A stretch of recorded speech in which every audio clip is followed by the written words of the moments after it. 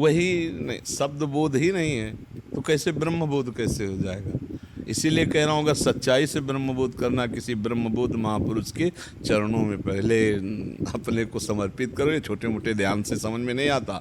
रहु गणित तत्तपसा न याति न चेज्या न निरूपणाद ग्रहाद्वा न छंदसा न जलाग्नि सूर्यो बिना महात्पाद रजोभिषेकम। देखो, पढ़े लिखे आदमी के सामने आप ऐसी बातें करोगे वो आपको मान लेगा, लेकिन हम लोग पढ़े नहीं हैं, हम कड़े हैं।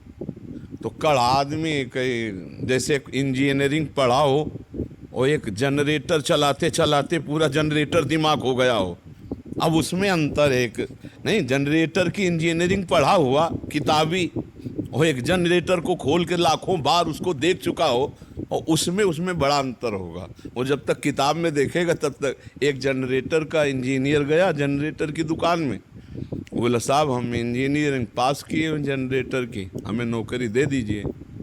तो उनका ठीक है, हम एक जनरेटर खोल देते हैं, आप उसे पूरा फिट करके चला दीजिए, आपको इतना पैसा देंगे, बात तय हो। उसने जनरेटर खोला और पूरा बांध दिया यथावत, पूरा अपना ग्रंथ साथ रखे था। स्टार्ट किया, स्टार्ट नहीं हो, बहुत प्रयास किया। बोले साहब हम जैसा हमने पढ़ा वैसा किया। बोले कितने वर्ष किसी इंजीनियर के नीचे रहकर जनरेटर में काम किया है? बोले वो तो नहीं किया। बोले वही कमी आपकी है। बोले आप बता दीजिए इसमें कमी क्या है? बस उसने गैस काटी और जो स्टार्ट किया सो स्टार्ट हो गया। माया और ब्रह्म, इसके बीच में एक ही गैस भरी हुई है अहम की, वो काट देता है केवल गुरु, वो अपने से होती नहीं। मैं गैस नहीं कटेगी, आत्मबोध नहीं होगा। नायमात्मा प्रवचन लभ्या न मेधया न बहुना श्रुतेन। बहुत अभी हम आपको निरुत्साहित नहीं कर रहे, लेकिन आप आत्म तत्व की बात किए। अभी प्रभु अभी बहुत दूर नगरी है, अभी बहुत दूर नगरी है। किसी महात्मा का आश्रय ले लो, मेरी बात मानो, किसी महात्मा का आश्रय लेकर सच्चाई से साधन करो। ज्ञान के पंथ कृपान के धारा परत खगेश लगे नहीं वाला। तुम्हें एक दो बार घबराहट हुई, इसके ये कोई ज्ञान हो? ये कोई घबराहट किस बात की हुई? महाराज जी जैसे एक बार जो है, नहीं, घबराहट किसको होती है? घबराहट से किसको होती किसको? पहले हमको उत्तर दो, किसको होती है? पूरे इसमें पूरे खोखले के अंदर बोलो। मन को जो है मन को। फिर आपको कैसे घबराहट हुई? मैं उस मार्ग का जानकार नहीं था। है मैं उस अब भी नहीं जानते हो अध्यात्म को? प्रभु अब भी नहीं जानते हो? मान लीजिए हमारी बात, अब सही ढंग से चलो तो आप जान जाओगे। आप आत्मा स्वरूप हो, किसी और की प्राप्ति नहीं करनी। अगर ज्ञान की बात करो तो आप ही ब्रह्म स्वरूप हो, आप ही आत्म स्वरूप हो। किसी ब्रह्मलीन महात्मा के चरणों के आश्रय से, उनकी बताई हुई साधना से निरंतरता, पहले भगवत चिंतन की। अभी देह भाव मिटा नहीं है प्रभु, ईमानदारी से बताओ, अंदर से देख के देह भाव भी मिटा नहीं है, देह विस्मृति नहीं हुई है। लघुशंका का वेग, सोच का वेग, डकार का वेग, अपान वायु का वेग, सबका बोध है ना? तो ब्रह्म बोध कहाँ है? एक बात सुनो, कितने समय के लिए हम शरीर भाव शून्य रहते हैं? अंदर ही आप देखते रहो, हम लोगों से बताने की जरूरत नहीं। देखो, हम तो आपको भगवान मान के प्रणाम ही किए हैं, हम तो इंसान माने ही नहीं आपको। लेकिन हम आपके कल्याण, कहीं ना कहीं भगवान ने कृपा करके आपको हमारे पास मिलाया है, तो आप सच्चाई से चलो। आत्मबोध आपको नहीं होता, मुझे आत्मबोध हुआ ऐसा नहीं होता है। अपने आप से अपने आप का बोध होता है। मुझे आत्मा का ज्ञान हुआ, ये अज्ञानी है। मैंने आत्मा का ध्यान किया, ये अज्ञानी है। सब ध्यान विस्मरण हो जाना ही, जब शेष जो बचता है वही है परम तत्व।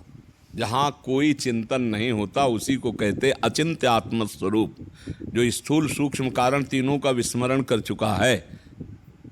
अब पता नहीं हमारी बात समझ पा रहे हो कि? हाँ, बहुत अच्छे हो आप, अच्छाई से चलो और आगे बढ़ो।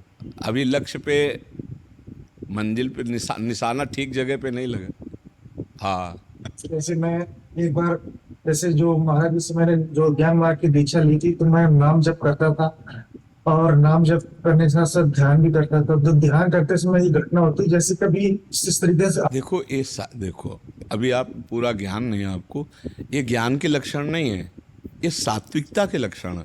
सात्विक में कभी शरीर का कंपायमान हो जाना, कभी पसीना पसीना हो जाना, कभी आनंद की उमघन आ जाना, कभी रुदन करने लगना, कभी मूर्छित भी हो जाना, ये सात्विक विकार हैं, ये ज्ञान के विकार नहीं हैं। आप बात करते हो ज्ञान की और फिर बात करते हो सात्विक की। इसीलिए एक मार्ग का अनुसरण करो, एक मार्ग में चलो। अगर अब भी ईमानदारी से नाम जप करोगे तो तत्वबोध हो जाएगा। अपने आप से अपने आप का बोध होता है। जैसे सवारी में बैठा हुआ आदमी सवारी को कभी मैं नहीं मानता, पर सवारी में बैठा हुआ है ना, ऐसे ये सवारी है, शरीर सवारी है, मैं नहीं हूँ। बिल्कुल वैसे ही जैसे उसमें बैठा हुआ ना कार में, तो सवारी सवारी हो, मैं अलग हूँ। हर समय तुम्हें ज्ञान रहेगा, लेकिन चल सवारी में रहो। ऐसे ब्रह्मबोध संपन्न महापुरुष खाते पीते चलते फिरते उठते बैठते हर क्रिया करते हुए कोई क्रिया नहीं करता। और खाता है न पीता है, न देखता है न सुनता, देखते हुए सुनते हुए भोगते हुए भी वो कुछ नहीं करता। वो एक अलौकिक स्थिति है, वो वेदांत के द्वारा जब उसमें चलते हैं हम, तब वो प्राप्त होता है। अब मनमानी आचरण करते हुए तो नहीं प्राप्त होता है, नहीं। महाराज जी जो नाम लिया हमने वो उसी से बहुत खूब डट के नाम जप कर बच्चा, नाम जप से सब ज्ञान प्राप्त होगा, असलियत में ज्ञान प्राप्त हो जाएगा। ध्यान विरक्ति की बात बताया। विरक्ति के मध्य में महाराज जी ने ध्यान करने की क्रिया बताई है। उसी नाम का ध्यान करो, जो नाम तुम्हें मिला है उसी को आज्ञा चक्र में लिखो बार बार नाम। समझ पा रहे हो? असलियत में अगर पहुंचना चाहते हो तो आप नामाकार वृत्ति करो, उठते बैठते चलते फिरते कभी भी प्रभु का नाम न भूलो, तो ज्ञान समुद्र हैं, प्रेम समुद्र हैं, वो ज्ञान करा देंगे। सोई जानहि जेहि देहु जनाई, जानत तुम्हें तुम्हें हो जाए। प्रभु का बोध प्रभु के कराने से होता है, अंदर से अपने आप का वो बोध हो जाता है। जब हो जाता है तो मैंने ब्रह्मबोध किया ये शब्द नहीं निकलेगा, मैंने आत्मबोध किया ये शब्द नहीं निकलेगा। जैसे यहाँ कई भगवत साक्षात्कार किए हुए आते हैं, कहते हैं मैंने भगवान का दर्शन पा लिया है, मैंने भगवान को। कैसे तुम ऐसे बोल रहे जैसे गुलाब जामुन खा के बोला जाता है मैंने गुलाब जामुन पर। गुलाब जामुन वाला भी जब कहेगा तो मुंह में पानी आ जाएगा, तुम्हारे तो कुछ नहीं आया और तुम कहते भगवान के दर्शन हुए। और बोले फिर कोई मानता नहीं है यार हमारी बात, हम कहाँ मानते हैं, ये सब लोग प्रणाम करो इनको भगवान का दर्शन। हम कह रहे हैं भूल क्यों करो, सच्चाई से भगवान से मिलो। हमारा मानव देह ही मिला है भगवत प्राप्ति के लिए, लेकिन ये अहम देवता चैन नहीं लेने देते। ये अहम के देव जो स्फुरणाएँ हैं ना, ये चैन नहीं लेने देती। सही जी।